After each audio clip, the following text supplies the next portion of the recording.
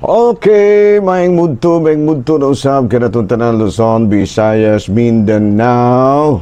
Mayong mudto Philippines, may mudto world, may mudto universe. Ada na pud ta mga higala nini nga atong tulumanon sa kahanginan CONA Catechesis on Air ug ako lang gihapon kini ang inyong ubos nga alagad Reverendo Padre Edwin Academia Acap. Abay no, adlaw na usab karon nga unsam tarong adlaw ang higala. Adlaw na usab karon nga Miyerkules, no? Pizza 16 na kini mga higala sa bulan sa pizza 16 na kini sa bulan sa Hulyo. Ayan no, sorry mga higala, medyo nalang-alangan ko. Napadayon na kita mga higala no sa ato ang mga buhatonon ini kabuntuhon. O padayon kita sa ato ang mga pangalagad. Ayan, no? Bay na may higala, medyo ako i-adjust gamay, no? Kaya murag na ako nakita nga ang aing usbon. Ayan, no? Dada, no? May nguto na kanaton tanan. Bay no, arin na kita manghigala sa ato ang CBCP News, Balitang Simbahan, ni ining kamuntuhon. As social justice system arm of major superiors in the Philippines, nanawagan karon sa mga Katoliko nga maghiusa sa pagpangayo nga buhian si Sally Ojano. Si Sally Ojano usa ka matud pa human rights advocate nga naapil mga higala sa red tagging. No gani nasayran nga kini si Sally Ojano walay bugat kayo nga matud pa basihan aron siya mahatagan sa silot isip usa ka miyembro sa walhong grupo. So nanawagan karon ang social justice arm sa major superiors in the Philippines nga pabuhian na no, sa administrasyon nga BBM kini si Sally.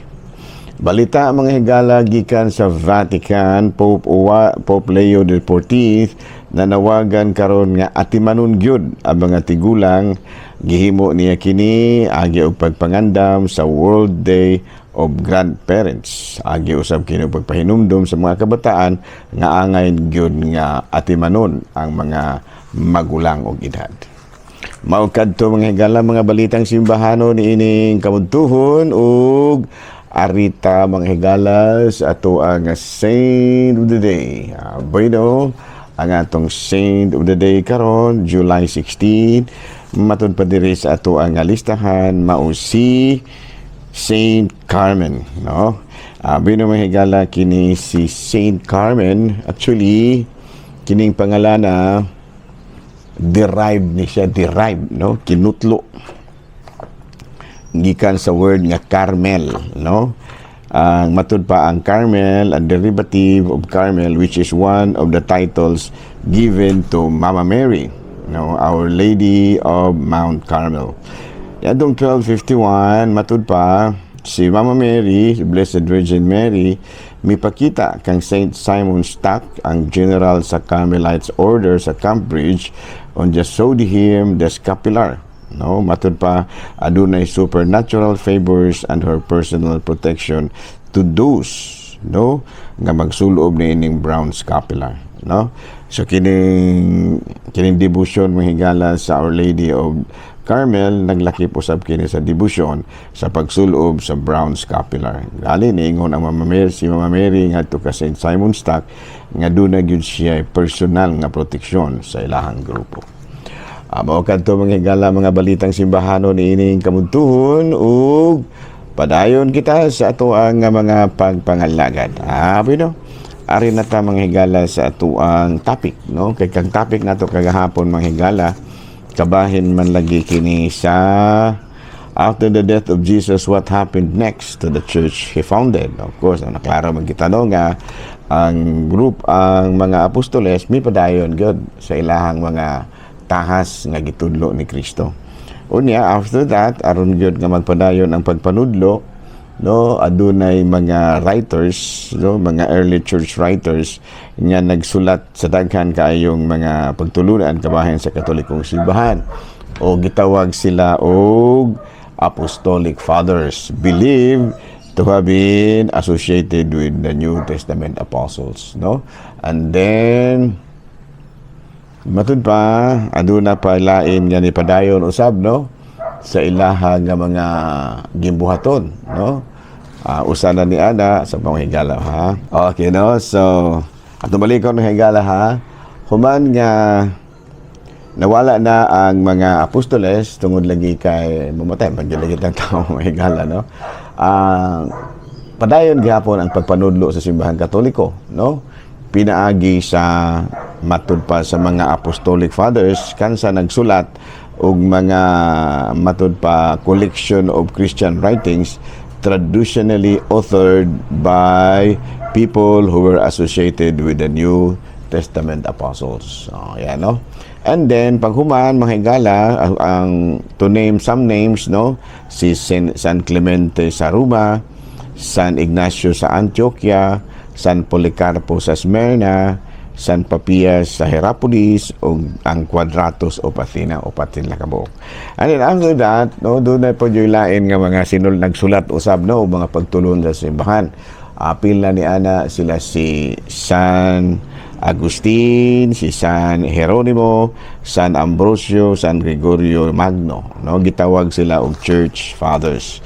Unya padayon manghigala ang pangalagad sa mga bisan tuod kung patay na lagi ang mga apostoles, padayon gihapon ang pagpangalagad sa Katolikong simbahan kay aduna may gitudlo nga maoy mupuli sa mga apostoles, no, gitawag kini sila og mga successors of Peter, no? Gitawag kini sila muning ang maong proseso gitawag og apostolic succession, no? Apostolic succession.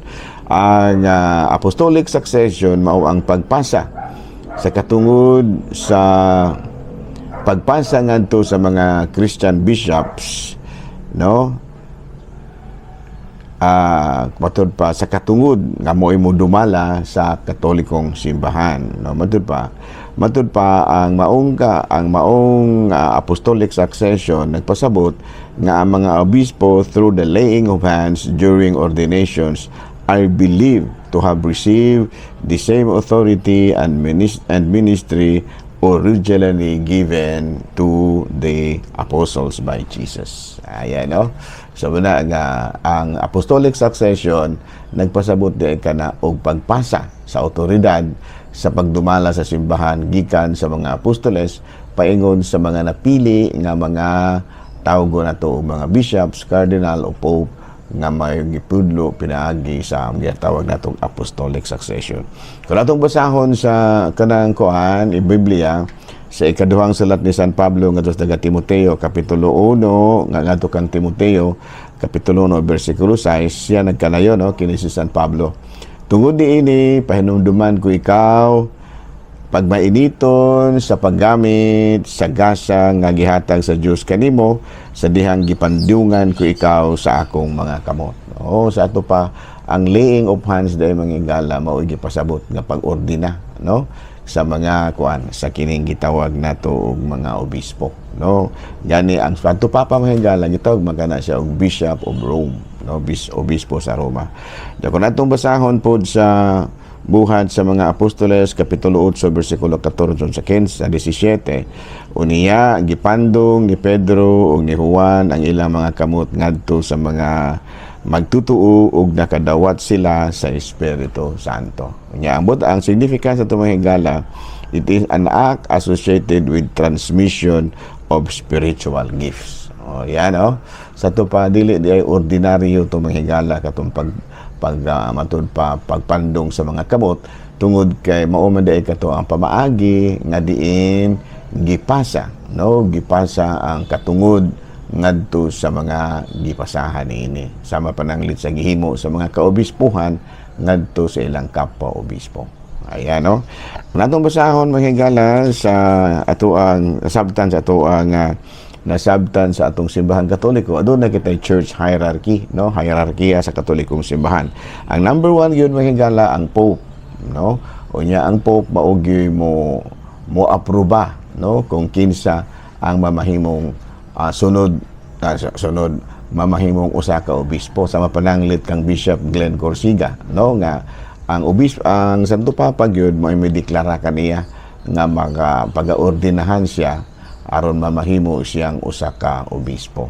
And then of course sa church hierarchy nag-una gyud ang Pope, no, si Pope Leo XIV, dayong sunod ang mga kardinales, dayong sunod ang mga arsobispo, dayong sunod ang mga obispo, mga kaparian, dayong paghuman ang laiko. No, muna gitawag na to og church hierarchy. Ayan, no, sa ato pa nga to agyod nga simbahan aduna gyoy mga level of authority, no, dili mahimo nga kitang tanan pareho sa tag otoridad. No, dunay dili man ta magkakuan ana, dili man ta magkatimayod ana. Kinahanglan nga aduna gyud somebody nga maoy dumala sa matud pa kining simbahan. No? Sa pananglit mahigala sa kanang Santo Papa nga siya gyud maoy mo tudlo kung kinsay mamahimong kardinal, nga siya gyud maoy mo tudlo kung kinsay mamahimong arsobispo, nga siya gyud maoy mo tudlo kung kinsa gyud ang mamahimo nga obispo. Nya mga obispo pod may mutudlo kung kinsay mamahimo nga pari. Unya ang obispo mo say mutudlo kung kinsay mamahimo nga diakono. Ayan, no. So muna siya mahigala. Unya ang mga laiko mamahimo pod nga miyembro sa hierarkiya pinaagi sa bunyag, no. Mamahimo silang miyembro sa kining batod pa katoliko nga komunidad, na katolikong katawan. Okay, no? So kana muna siya manghigala. Unya doon na may magkalain-lain nga mga organisasyon, no? Doon naman ay nagkalain-lain nga mga organisasyon. So ang tanan nga mga organisasyon kinahanglan nga mutahod gyud sa hierarkiya. Mutahod sa hierarkiya nga panalitan sa parokya, no? Sa parokya kinahanglan nga ang direct authority nga inyo hagyong madawat gikan gyud sa inyong kuraparoko. No? Dili mahimo nga muduol na mo sa inyong kuraparoko aron mapabalo o dili manangid, no? Kaya nakasulay mi ana mahigala there was one time usa ka matud palagi lay movement nga amot unsa pud itong ilahang pamaagi nga miduol ra man namo og kalit nagkaping tulo mi kapari nga nagdumala sa usa ka parokya ug niingon nga padre niari mi kay dili aron mananghid kung dili aron magpabalo. Mura magbinugo style ba. So munay balantayan sa mga laiko, no, nga musubay gyud ta sa hierarkiya. Kung unsay mga matud pa levels of authority sundon gyud nato kay nguna naman tang katolikong simbahan. Unya kami pong mga pari do na po level of authority nga among gitahod. Of course kita dire ang atong tarahorong obispo, no, si Bishop Julito B. Cortez. And then si Bishop Julito B. Cortez direktamente usab nga mutahod, no, mutahod sa talahuron nga Santo Papa. Kung unsay mga lagda nga ipatuman sa talahurong Santo Papa, automatic yun na ang mga kardinales, ang mga arsobispo, ang mga gitawag nato obispo, mga kaparian, mutuman gyud ang mga laiko. Ingon ana kasi man siya man gyud ang pinakamuton pa sa in English og Supreme Pontiff. No, siya gyud ang magdumala sa tibuok simbahan nga Kristohanon or Katolikong simbahan. Although nga doon ay mga laing mga relihiyon mahigala nga dili gyud mutahod sa kining gitawag natong apostolic succession, no? Labi na gayud kato mga nibulag na ba sa grupo. Dili naman ta mabugos ana. Dili man lagi ta magpugsanay og mutahon bumog sa dili because respect is freely given, not asked. Ayan, no? Respect is freely given, not asked. So kung dili gyud sila mutahod sa tuang naandan kaysa nibalhin nang naghimo naman lagi sila og ilahan nga pagtuo, okay na ta na sama nato di man mapugos kay mo gyud mao man ay ilaha pod, no? Mana nga kita ang ato ra yung panawagan nga unta dili lang kita nato himuon nga ang atong pagtulunan ang Kristohanon nga maoy hinungdan sa atong panagbangi. Kaya ang pagtulunan ang Kristohanon kinahanglan mo'y atong hinungdan sa atong panagiusa. Kaya pareho sa matagituhan lagi. So kung managbangi na ta murag doon na nay gamay nga lama ang ato ang pagka-Kristiyano sana. Kaya mismo kita mga Kristiyanos na nag-away naman hinuon. Tamo na nga kana bitaw magkuan higala nga magdebate bitaw nga magsiningkahay na murag dili tama kaayo bitaw pod makatuman sa pagbubuot sa Dios. Ay mga singka-singka na usahay. Labi na ka na mga magdebate siguro kakita ang higala no panahon ni kuan.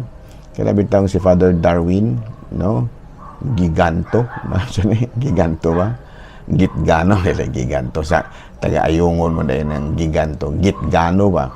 Doon nagyoy siya kontra nga magsigig-sagit-sagit sigka-singka niya. Maingon na gani ang mga moingon na gani in town si Father Darwin. Nga murag wala man na sa atong kuan kanang rules nga magsingkahanay ta din he. Maingon man pod ka. Wala man kuno singka. Maura mo gini akong sultihan. So ingon lang ni ana no nga magtinahor ra gyud kita bisan tungod kay putod pa lagi usara man gyud ang atong gituohan. Although nga managlahi ang pamaagi nato sa atong pagpadayag sa atong pagtuo. Kita mga Katoliko daghan ta no. Magsaulog tag fiesta usara na sa atong paagi sa pagpadayag sa atong pagkakatolik sa atong pagtuo sa ni Kristo. Duba ka kining gitawag og magkuan kita magpiesta, procession, Santa Cruzan, Semana Santa, Papasko, daghan mga paagi man nato. So mohangi ora punta sa mga lain na pagtulunan nga dili pud lamang ta sa wayon kay in the last analysis pagpadayag man na sa atong pagtuo. Nganiana no. Sa ato pa ang pinakatumoy gid ana pagtuo man. Nga dili ta moingon nga sayop man na inyong pagtuo. wala may makadesisyon ana kung sayop ba o dili ang pagtuo nato kay matud palagi ni Kristo ang dili supa kanato no ang dili supa kanato uban kanato mao na isulti ni Kristo sa diha bang do na ba toy di kuan ba do na nireklamo sa mga apostoles nga niingon nga Ginoo na lain nga magtutudlo do na laing grupo nga nag-ayog mga masakiton aron gyud nga gingamit ang imong ngalan. Maingon siya nga ayaw ninyo sa pagbadlunga no kay ang dili supa kanato uban kanato. No sa to pa dili ara ta magsino pa kay aron nga mahiusa ra ta no. Kako nang ginaingon mga laing relihiyon dili uli lagi tagang mag-away kay supposed to be ang word of God mo'y maghiusa kanato dili mo'y magpahimulag kanato. Unya kung unsa man gani ang inyong pamaagi din na sa inyong pagpadayag sa inyong pagtuo, ipadayon na kadili may manghilabutan na. Sa mga kami pong mga Katoliko, dili ra pod may ayaw ra pod in taon ninyong supak kanang gitawag nato bugal-bugali ang among mga pagtuo. Klaro? Hala din nila no sa kitakutob ha. Ako lang gihapon kini yung ubos nga alagad Reverendo Father Edwin Academia Acab manamilit na usab kaninyo manalangin kanato ang Dios ang kagaong tanan Amahan, Anak, Espiritu Santo. Good noon, Pilipinas.